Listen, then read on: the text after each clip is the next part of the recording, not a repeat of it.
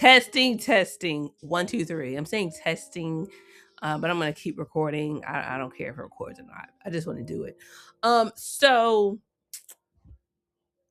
I was thinking of writing this, but I feel like I'm gonna stop in the middle of writing.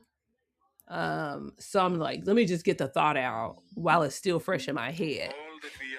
And what I wanted to talk about was is I guess rage bait. That's what I want to talk about. And not in the sense of, well, yeah, I guess it is in that sense. So rage bait, if you don't know what that is people posting things on social media. Well, let me get the actual definition, okay?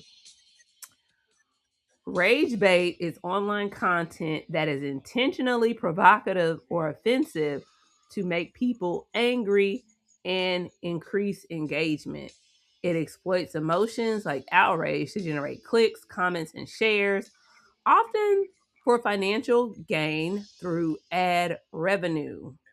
This is the AI overview. I know. It just pops up first on Google, okay? Whatever. This type of content can be harmful, contributing to misinformation, societal divides, and the normalization of online hostility. And so I want us to talk about that because a lot of times, I mean, rage has a negative connotation. I guess it is bad. Rage and bait together. I mean, bait is what you use to catch someone. Usually, I think about like, if you're catching something, you probably usually don't want to be caught. So, but you're catching people by making them angry. And I was thinking about that, and I asked some people, just two people actually. I'm saying I asked people like I asked a whole bunch. I'm asking y'all now. I was like, at what point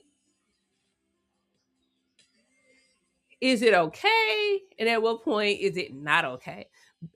Why do you, okay? You're probably wondering, I mean, isn't it not okay in all situations? I'm going to tell you why I think it's fine. Golly, what's going on up in there? I'm just having up my daughters. I think it's, anyway, let me stay on topic. Okay. Um, let her talk loud so I can know what's going on. In any event, so rage bait, right? So it's content that is provocative or offensive to make people angry and increase engagement, right? So media consumption has changed over time. Like in the past, way in the past, I guess people read a lot of books, whatever, right? So or they saw plays. Let's see what the unliterate, when people were illiterate, they had how do you pronounce it? I don't even want to, like, basically storytellers, people who would come and tell stories. I don't know if there was like rage bait back then, but I think, the fact that there was only kind of like maybe one person who was designated the storyteller or whatever, you kind of knew that whatever they was saying was probably not necessarily true for them, but it was just a story for you to learn, to get like a moral story from or whatever. Um, then you had plays. Still, that's fake. You had writings and papers. I think maybe more so in the past, people weren't like making up stuff for lives. It was like for moral reasons to teach stories. So there may have been like satire or whatever, papers written, whatever. Moving forward, let's get into like more of my time people that are still alive presently, what they probably experienced. So you had radio programs. I remember there was one program, um like on the radio. It was like George Orwell. It was like something's coming on. It was like a radio program that convinced people. Let me see, what was it called? Aliens were landing. It was something. Was it like a George Orwell? Yes. Okay. The War of the Worlds. So that was a 1938 radio drama. So let me read it. Let me read it to you.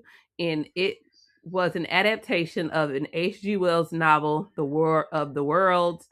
It was broadcast live at 8 p.m. 8 on October 30th, 1938, over the CBS News Network. It was narrated by Orson Welles. Okay. Um, so the first half of the program was delivered in a realistic breaking news format. Since the Mercury Theater on the air had few commercial interruptions, the first break came after fictional reporters had described a devastating alien invasion and the fall of New York City. This apparently caused some confusion and fear among its listeners, though the scale of the panic is disputed. Um, uh, anyway, it's on Wikipedia, but some people thought that. Okay, and I'm gonna keep reading. Okay, blah, blah, blah, blah. Popular legend holds that some of the radio audience may have been listening to the much more highly rated show, The Chase and Sanborn Hour, with Edgar Bergen on NBC, and switched to The War of the Worlds during a musical interlude, thereby missing Wells's introduction of his show as a work of science fiction. However, modern research suggests that this happened only in rare instances. I don't know if it happening in rare instances is people clicking over or people believing it. Anyway, officials with CBS became aware of the public's growing reaction while the show was still being performed live. And though there was some pressure to stop the production, it continued its planned conclusion. There was widespread media outrage in the hours and days that followed. The program's news bulletin format was described as deceptive by some newspapers and public figures, leading to an outcry against the broadcasters and calls for regulation by the FCC. Wells apologized at a hastily called news conference the next morning, and no punitive action was taken.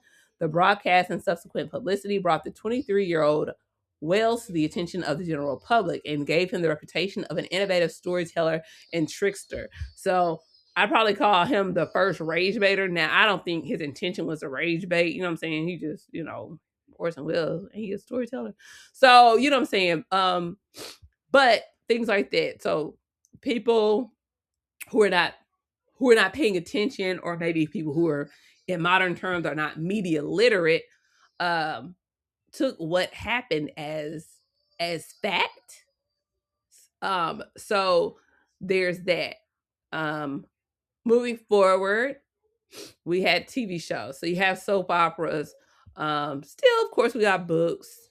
But clearly we know these are fiction. These are uh actors, whatever. But you have some people that were watching soap operas. The actors and actresses can attest to that people would come out on the street and be like upset with them because of a character they played. Now that right there, that's some Kathy Bates on Misery type stuff. Like, I mean, it's a TV show. Like, clearly you're mentally ill. I'm not gonna call that media illiteracy. I'm just gonna call that mental health issues there. You really can't help that. There's always going to be a subset of the population that has that. But moving forward, then we have reality TV shows. Now, one point in reality TV, like with the Real World, I guess that was maybe one of the first reality TV shows. In the beginning, a lot of the what happened was not contrived. It was like real life, just people interacting with each other. However, over time, producers started contriving drama, and just kind of creating stuff. So moving forward, reality TV shows, still have regular TV shows, but present day, we'll say now, a lot of people don't watch TV.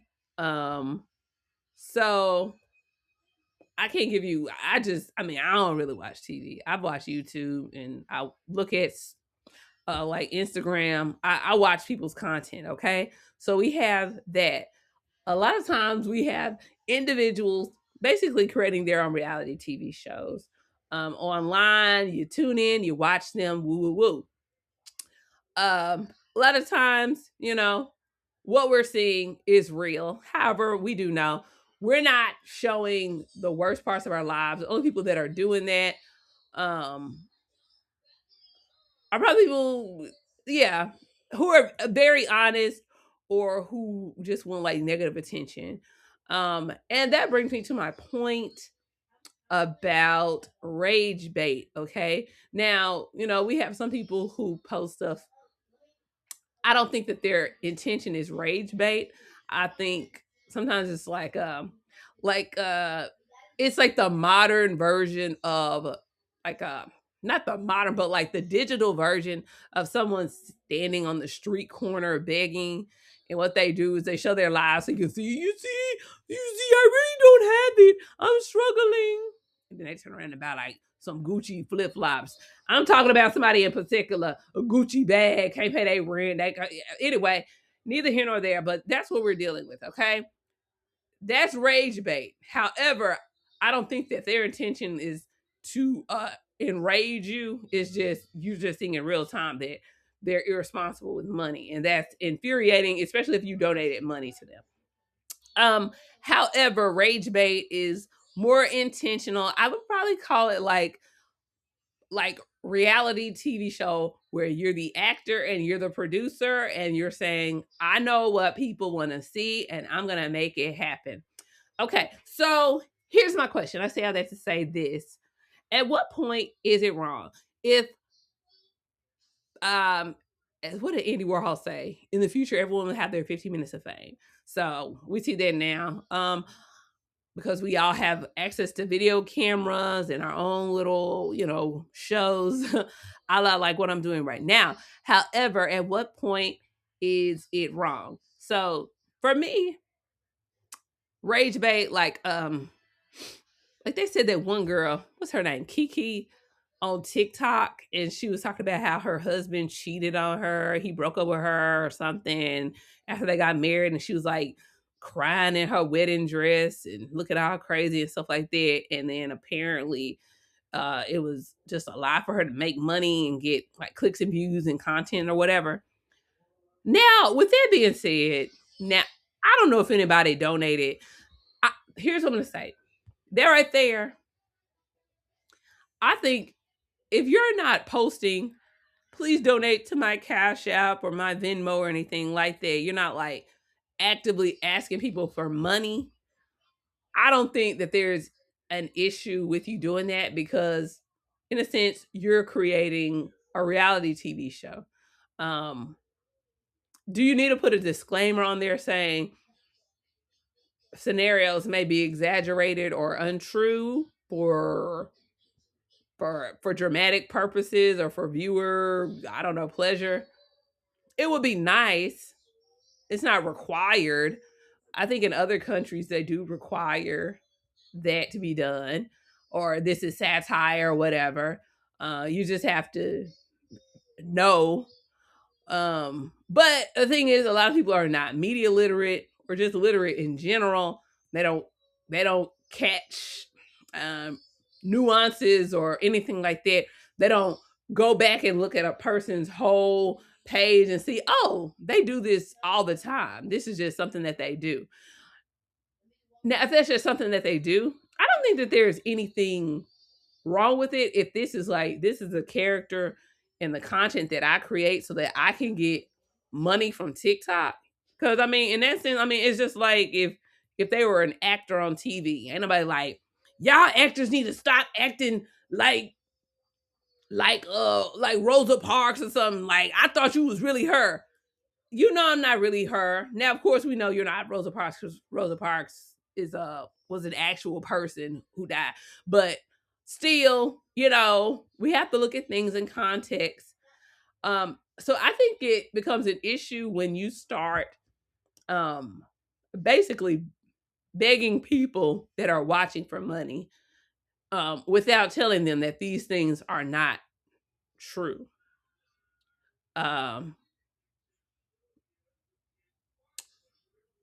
Now, if you'd like to see more content like this, contribute or subscribe to my Patreon or something like that, it's like, okay, but I think some people want to be angry and to believe that certain outrageous things or rage inducing things are true, especially if there's like a narrative that they want to spin or believe about certain populations. Um, we would call that what the grifters do. We have a lot of um people would say Candace Owens is a grifter. I don't know if she's a grifter or not. She might be. Like a lot of the I don't want to say that just because you're black and you're conservative, you're a grifter. But I mean, it's a good grift. It is a good grift. If I wasn't an honorable mention, I'd be out there lying too. But I just, I ain't got time for that because I need the support of my people. Mi gente, okay. But yeah, and I'm just not a money hungry person, but my life has not gotten that hard to where I would need to do that. But we do see how um races will donate substantial amounts of money to someone doing or saying something racist. Like, what did one woman got like $100,000 after calling a little boy a nigga or something? So it's just like there's money in rage bait, in grifting, and creating content that is not necessarily true, or even if it is true, just doing it so that you can make money. Um Now, when is it right? When is it wrong? I told you what I think about that. Also, I mean, in within your own self, if you feel wrong about doing something. Now, of course, maybe you don't have a moral compass. And you're just like, whatever, I don't care. If you slow, you slow, it ain't on me. However, I do think that is uh that could be to your own demise. So I'm gonna go and like I'm gonna say not go like I'm about to go show y'all an image or something. Let's go back to actors and actresses and how they talk about people approaching them on the street, getting upset about something um that they did acting. You know what I'm saying? Now, actors and actresses, they make more money than a person who's making money on TikTok. Well, on average, they probably make more. Depending on how famous you are on TikTok, you may be making a lot more, and you don't have any studio or anything like that you're like you're not on a contract. You know what I'm saying? You're probably living like at a lower means than them. So you may have more money relatively, uh, like less debt and more money than they do. However, actors and actresses, they invest in bodyguards and whatnot, whereas someone who is just a TikToker or whatever, they content creator may or may not have private security with them because they're just like, I mean, I'm just a regular person, you know what I'm saying? However, if you're creating rage bait and you're using your own face and whatever and stuff like that, uh, there's the possibility that people outside on the streets will notice you and they will approach you and try to attack you or start something with you. Or even if they don't believe, like, even if they don't necessarily care, they too want to get in on that monetization money. So as they say, they want to get clout. So they may attack you and record it so that they can get the attention now. Attention, hell of a drug, baby. Like, it's just like, what is really going on with everybody? Y'all is just out here wilding. So it makes you wonder, like, is it really worth it to do things like that? Because, like I said, celebrities, they can go to their little citadels and hide away and be around people that are similar to them, like even if like kind of are insulated and the commoners are kept out. Whereas if you were you in the house with like me and whatever, and you don't know all the people that have seen what you've put out. So you don't necessarily know who to look out for unless they send you a message. But it's like you just don't know. You still have to go to work. You still got to go to Walmart and Kroger and whatever and take your kids to school. You just don't know. You just don't know. You may still have a 9 to 5 job, and somebody may call and be like, let's get her fired or let's get him fired. You know what I'm saying? So is it worth it to do all that? Depends on how much money you're making and saving. Maybe it is worth it. You know what I'm saying? Um, it may be worth it. However, what does it profit a man to gain the whole world and lose their soul? You know what I'm saying? Um, these small compromises eventually they chip away at your integrity, and then you're just doing it off of the dollar. You know what I'm saying?